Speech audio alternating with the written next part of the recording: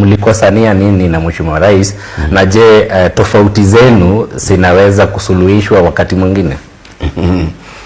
Asante sana. Kwanza niseme mimi nilipata matatizo na Rais William Ruto, lakini sina shida yote na jamii ya Wakalenjin.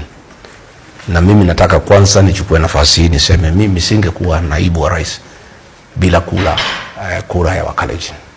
Kwa hivyo mimi niko na shukrani, na siku zangu zote nitawakumbuka Wakalenjin kama jamii ya heshima ambaye mimi walinipatia nafasi kupata kiti kubwa, kuwa namba 2 katika Jamhuri ya Kenya.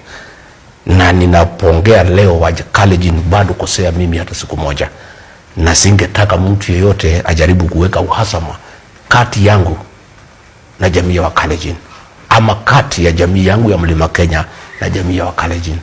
Sisi tunaishi pamoja pale bonde la Ufa.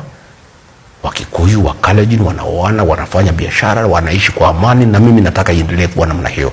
Kwa hivyo hata kabla hatujaendelea sana, niseme ya kwamba mimi nimekosana na mtu mmoja wa jamii ya Kalenjin, lakini sijakosana na jamii ya Wakalenjin, na siwezi kosana na hawa kwa sababu ni jamii ya heshima, na mimi mwenyewe walinitia heshima wakanipatia nafasi, na hawa bado fukuza mimi kwa kasi.